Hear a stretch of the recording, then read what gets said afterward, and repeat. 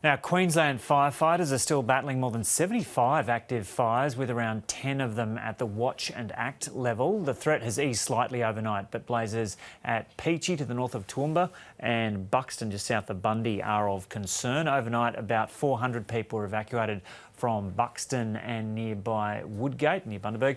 Authorities say they'll regroup today before conditions deteriorate again. Reporter Josh Bavis joins us now from Boona on Queensland's scenic rim. Josh, g'day. So just take us through those fires. I think there are 3 watch and act alerts for that scenic rim area near you. Yeah, so there's a couple of fires here, Joe. One of them is at Tyrone, so there's a few rural properties out there that have been on alert for the last 24 hours. The other fire is in the Spices Peak area. Now, that's the one that's been threatening the Spices Lodge. It's also closed the Cunningham Highway at Cunningham's Gap.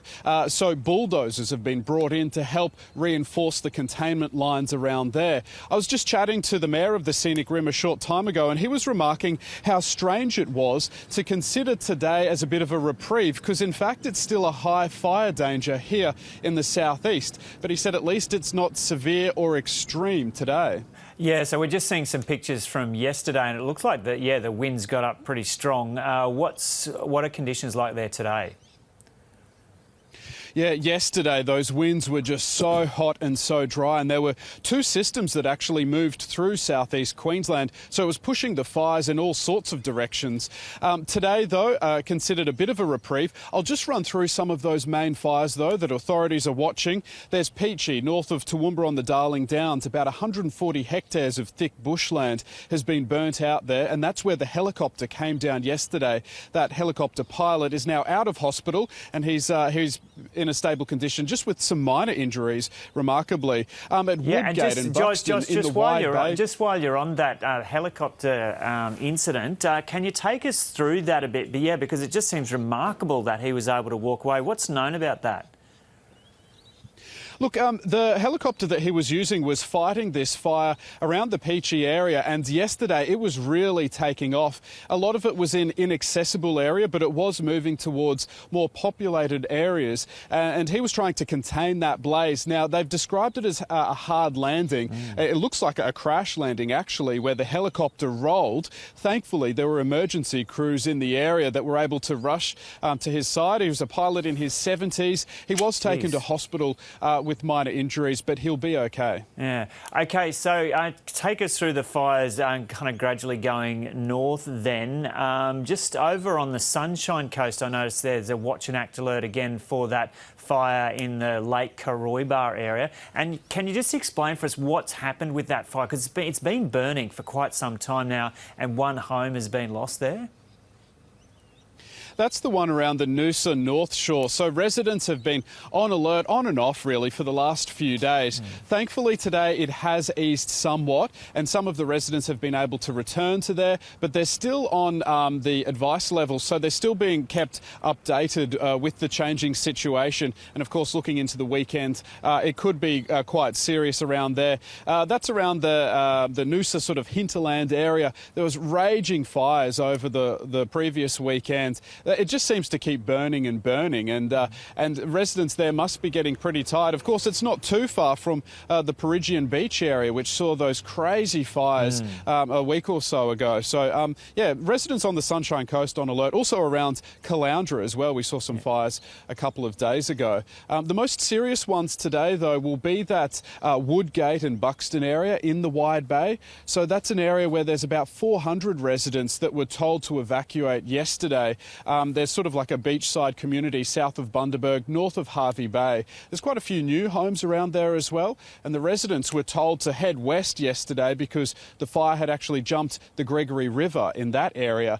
So the Premier was warning people to get out because they were looking at some of the predictive technology, looking at where those fires could have impacted. Thankfully, it's believed that no homes have been lost there. And we had Johanna Marie, the reporter, there at the moment, and she was saying that the evacuation centre people are filling into there, but thankfully no one has lost their home in that area. That Kilkeven blaze to the west of Gympie still at watch and act?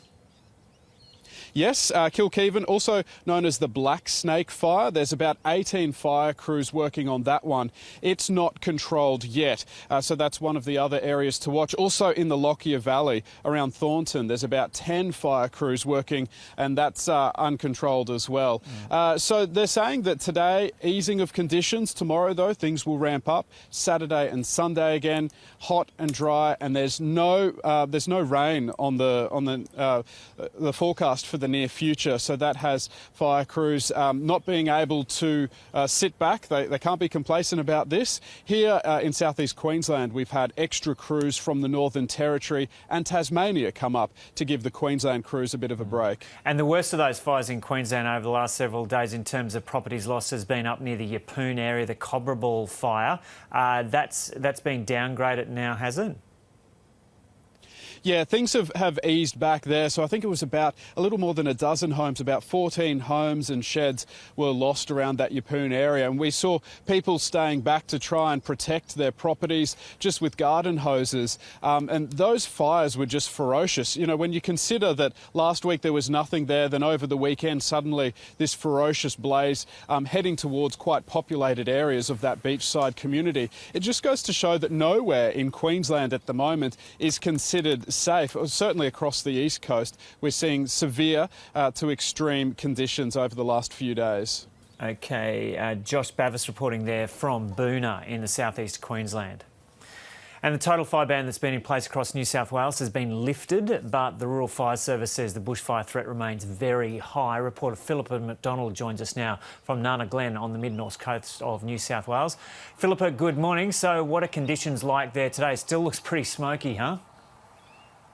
Yeah, it's very smoky, and just behind me where there was a ferocious fire in the past 48 hours, you can hear this huge noise as trees fall down. So very perilous situation over there.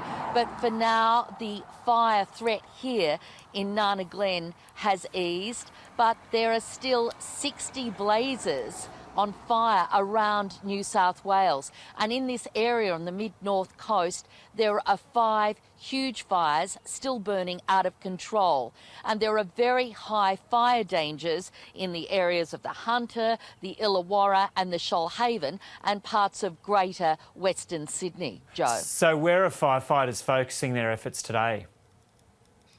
Well, it has to be said that the conditions have eased somewhat. The temperatures are likely to reach the mid-20s and up to the low 30s. There's a tiny bit of humidity in the air, which is helping things along, and the winds have eased considerably, and a nor'easterly is predicted later in the day. We've got firefighters coming along the road as we speak.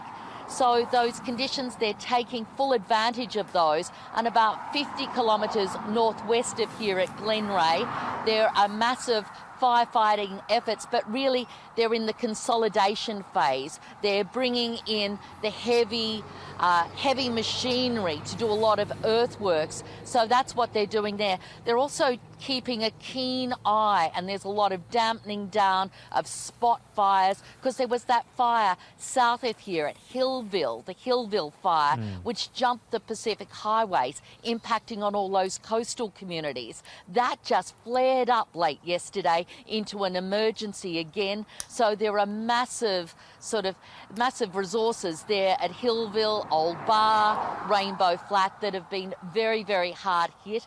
And then, of course, further northwest of here, around Glen Innes, there's still a very strong presence of firefighters and so many communities on watch and act. And further north again, near Lismore, there's the Mount Nardi fire near Nimbin, and that's been burning over about 5,000 hectares. But some of these fires, this is a 1 million hectare fire, some of these fires are as big as 150,000 hectares. So massive efforts being deployed and taking advantage of these milder conditions. Yeah, and so, Philippa, 50 homes damaged or destroyed on that catastrophic day 2 days ago, and I think some of them were in that Nana Glen area. How are people faring around where you are?